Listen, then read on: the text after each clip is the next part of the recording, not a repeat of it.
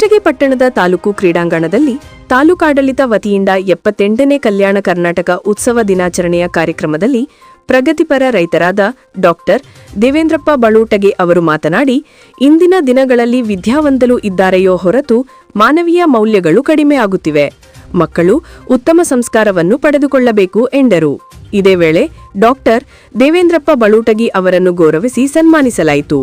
ಈ ಸಂದರ್ಭದಲ್ಲಿ ಕುಷ್ಟಗಿ ಕ್ಷೇತ್ರದ ಶಾಸಕರು ಹಾಗೂ ವಿಧಾನಸಭೆ ವಿರೋಧ ಪಕ್ಷದ ಮುಖ್ಯ ಸಚೇತಕರಾದ Doddanagouda H Patil, tahsildar Ashok Shiggavi, taluk panchayat EO Pampapati Hiremath, CPI Yashwant Bisanalli, doctor Devendrappa Balutagi, ಪುರಸಭೆ ಅಧ್ಯಕ್ಷರಾದ Mahantesh Kalbhavi, BEO Jagadishappa M, grade 2 tahsildar Rajinikanth Kengari, ಪುರಸಭೆ ಮುಖ್ಯಾಧಿಕಾರಿ ವೆಂಕಣ್ಣ ಬೀಳಗಿ, ಕಾಲೇಜು ಪ್ರಾಚಾರ್ಯರಾದ doctor S V. Dani, CDPO Yallamma Handi, Nazeer Sab Molimani, Tajuddin, Veerappa ಹಾಗೂ ಶಿಕ್ಷಕರು ಮತ್ತು ವಿದ್ಯಾರ್ಥಿಗಳು ಸೇರಿದಂತೆ ಇತರರು ಇದ್ದರು. Bhimsen Rao Kulkarni, GM news, Kushtagi. ಮಾತು ಮನೆಗ ಇಲ್ಲಿ ಯಾಕೆ ಬಂದಿರಿಯಪ್ಪ ನೀವು? ಯಾಕಮ್ಮ ತಿಳ್ಕೊಳ್ಬೇಕು. ಯಾಕೆ ನೀವು ವಿದ್ಯಾರ್ಥಿಗಳು ಅದಿರಿ, ಮುಂದೆ ಏನೇನೋ ಆಗ್ಬೇಕು. ನೀವು ಆಸೆ ಭಾಳ ಐತೆ ನಮ್ಮ ದೇಶದ ಮೇಲೆ. ಆ ನಿಟ್ಟಿನಲ್ಲಿ ಆ ಕಡೆ ಎಲ್ಲರೂ ಸ್ವಲ್ಪ ತಮ್ಮರ ಆ ನಿಟ್ಟಿನಲ್ಲಿ 1947 15ನೇ ತಾರೀಕಿನ ದಿವಸ ನಮ್ಮ ಭಾರತ ಸ್ವತಂತ್ರ ಆಯಿತು. ಅದರಲ್ಲಿ 600 ಒಂದು ಸಂಘಗಳು ಆಗಿ ಸೇರಿಕೊಂಡವು. ಆದರೆ ನಮ್ಮ ಹೈದರಾಬಾದ್ ನವಾಬರು ಏನೈತಪ್ಪ ಅಂದರೆ ಆ ಸಂಘಟನೆಯೊಳಗೆ ಸೇರಿಕೊಳ್ಳಿಲ್ಲ. ಅವರು ನಮ್ಮದೇ ರಾಷ್ಟ್ರ, ನಮ್ಮದೇ ಆಡಳಿತ, ನಾವು ಸೇರಿಕೊಳ್ಳೋದಿಲ್ಲ ಅಂತೇಳಿ ಅವರು ಒಂದು ಕೆಟ್ಟ ದೃಷ್ಟಿಯನ್ನು ನೆರವೇರಿಸಿದ್ರಿಲ್ಲ. ತಮಗೆ ಗೊತ್ತಿಲ್ಲ ಯುವಕರು ತಿಳ್ಕೊಳ್ಬೇಕು. ಅವತ್ತು ನೀವು ಹಿರಿಯರು ಯಾರ ಇದ್ರೆ ಗೊತ್ತಾಗತ್ತಿತ್ತು. ಇವತ್ತು ನಾವೇನಾದರೂ ಸ್ಮರಣೆ ಮಾಡ್ಕೊಳ್ಬೇಕಪ್ಪ ಅಂದರೆ ಸ್ವತಂತ್ರ ಯೋಧರನ್ನು ಸ್ಮರಣೆ ಮಾಡ್ಕೊಳ್ಬೇಕಾಗತ್ತ ನಾವು. ಯಾಕಂದ್ರೆ ಅವತ್ತಿನ ಹಿರಿಯರು ತಮ್ಮ ಮನೆ ಮಠ ಬಿಟ್ಟು ದೇಶಕ್ಕಾಗಿ ಹೋರಾಡಿ ತಮ್ಮ ಪ್ರಾಣವನ್ನು ತ್ಯಾಗ ಮಾಡಿದ್ದಾರೆ. ಆ ತ್ಯಾಗದ ಫಲದಿಂದ ನಾವು ಇವತ್ತು ಸ್ವತಂತ್ರವನ್ನು ಅನುಭವಿಸ್ತಾ ಇದ್ದೇವೆ. ಆ ನಿಟ್ಟಿನಲ್ಲಿ ಅವತ್ತು ನಮ್ಮ ದೇಶದ ಪರಿಸ್ಥಿತಿ ಹೆಂಗಿತ್ತಪ್ಪ ಅಂದ್ರೆ, ನಮ್ಮ ವಿದ್ಯಾರ್ಥಿ ನಮ್ಮ ಒಂದು ಅಕ್ಷರತೆ ಎಷ್ಟಿತ್ತಪ್ಪ ಅಂದ್ರೆ, ನಮ್ಮ ಹೈದರಾಬಾದ್ ಕರ್ನಾಟಕದ 7%. 7% ಅಂದ್ರೆ ಯಾರು ಡಿಗ್ರಿ ಆದವ್ರ ರೀತಿಯಲ್ಲಿ ಭಾಳ ಎಲ್ಲೋ 1%. ಆದರೆ ತಮ್ಮ ಅಕ್ಷರ ಜ್ಞಾನ ಬಲ್ಲಂಥವರು 7% ಇವತ್ತು ನಮ್ಮ ಓದಲಿಕ್ಕೆ ಬರ್ಲಿಕ್ಕೆ ಬರ್ತಿತ್ತು.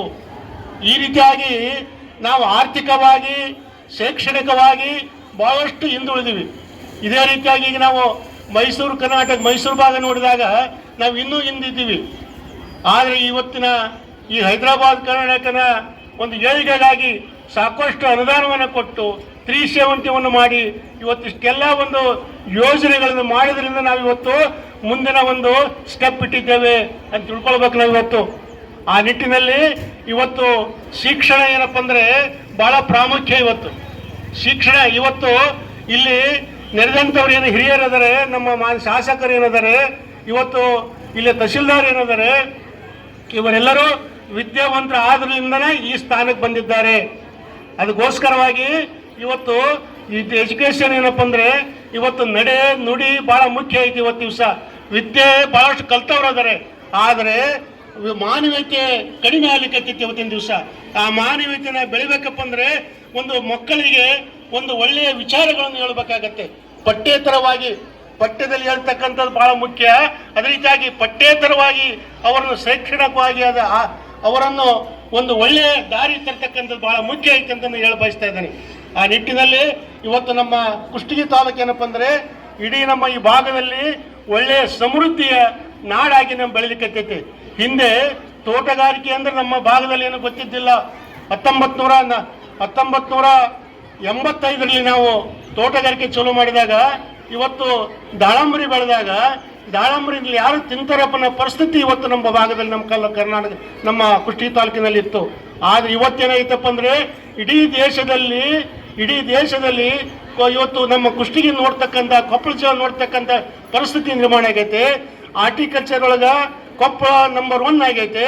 ಅದೇ ರೀತಿಯಾಗಿ ಎಜುಕೇಷನ್ ಒಳಗೆ ವಿದ್ಯಾರ್ಥಿಗಳು ಸಹಿತವಾಗಿ ಇವತ್ತು ಶೈಕ್ಷಣಿಕವಾಗಿ ಬಹಳಷ್ಟು ಮುಂದುವರೆದರೆ ಆದ ರೀತಿಯಾಗಿ ಇನ್ನೂ ನಮ್ಮ ಮಾನ್ಯ ಶಾಸಕರು ಹೆಚ್ಚಿನ ಯುವಕರಿದ್ದಾರೆ, ಹೆಚ್ಚಿನ ಒಂದು ಎಜುಕೇಷನ್ ಬಗ್ಗೆ, ಒಂದು ಆರ್ಥಿಕ ಸದೃಢದ ಬಗ್ಗೆ, ಆಮೇಲೆ ಈ ಭಾಗದ ಡೆವಲಪ್ಮೆಂಟ್ ಬಗ್ಗೆ ಭಾಳ ಒಂದು ವಿಚಾರ ಮಾಡಿ ಮುನ್ನಡೆಸ್ತಕ್ಕಂಥರಾಗಿದ್ದಾರೆ. ಅವರಿಗೆ ನಾವೆಲ್ಲರೂ ಒಂದು ಆತ್ಮಸ್ಥೈರ್ಯವನ್ನು ಕೊಡೋಣ. ಇಲ್ಲಿ ಇದ್ದಂಥ ವೇದಿಕೆ ಮೇಲಿದ್ದಂಥ ಎಲ್ಲ ಅಧಿಕಾರಿಗಳು ಸಹಿತವಾಗಿ ಬಹಳಷ್ಟು ಪ್ರಾಮಾಣಿಕವಾಗಿ ಕೆಲಸ ಮಾಡಲಿಕ್ಕಿದ್ದಾರೆ. ಅವರೆಲ್ಲರಿಗೂ ನಾವು ಪ್ರೋತ್ಸಾಹ ಕೊಡೋಣ. ಅದರಿಂದಾಗಿ ಈ ಒಂದು ದೇಶದೊಳಗೆ ಏನಪ್ಪ ಅಂದರೆ ಅರಾಜಕತೆ ಆಗದಂತೆ, ಅದೇ ರೀತಿಯಾಗಿ ಒಂದು ಮೇಲ್ಮಟ್ಟಕ್ಕೆ ಹೋದಂಥವರು ಕೆಳಗಿದ್ದಂಥವ್ರು ನೋಡಿ ಇವತ್ತು ಜೀವನ ಮಾಡಬೇಕಾಗೈತೆ. ಇವತ್ತು ಪರಮಾತ್ಮ ವೇದಿಕೆ ಬಿದ್ದಂಥವರಿಗೆ ಎಲ್ಲರಿಗೂ ದೊಡ್ಡ ಹುದ್ದೆ ಕೊಟ್ಟಿದ್ದಾನೆ, ಅಧಿಕಾರ ಕೊಟ್ಟಿದ್ದಾನೆ. ಆದರೆ ಅವರ ಅಧಿಕಾರವನ್ನು ತಾವು ದೇಶಕ್ಕಾಗಿ, ಸ್ವತಂತ್ರಕ್ಕಾಗಿ, ಅದೇ ರೀತಿ ಒಳ್ಳೆಯದಕ್ಕಾಗಿ ಉಪಯೋಗ ಮಾಡಲಿ ಅಂತ ಆಶಿಸಿ ಇವತ್ತು ನಾನು ಕಲ್ತದ್ದು ಬರೇ SSLC ಮೆಟ್ರಿಕ್. ಆದರೆ ಇವತ್ತು ವಿಶ್ವವಿದ್ಯಾಲಯ ಇವತ್ತು ಡಾಕ್ಟ್ರೇಟ್ ಕೊಟ್ಟೈತೆ. ಇವತ್ತು ಡಾಕ್ಟ್ರೇಟ್ ಅಂದರೆ ಇವತ್ತು ನೀವೆಲ್ಲ ಕಲಿತು PhD ಮಾಡಿ ಡಾಕ್ಟ್ರೇಟ್ ಪಡ್ಕೊಂಡವ್ರು ಇದ್ದೀರಿ. ಆದರೆ ನಾನು ಕಲಿಲಾರ್ದವ, ಒಕ್ಕಲ್ತನ ಮಾಡಿದವ ದಡ್ಡ.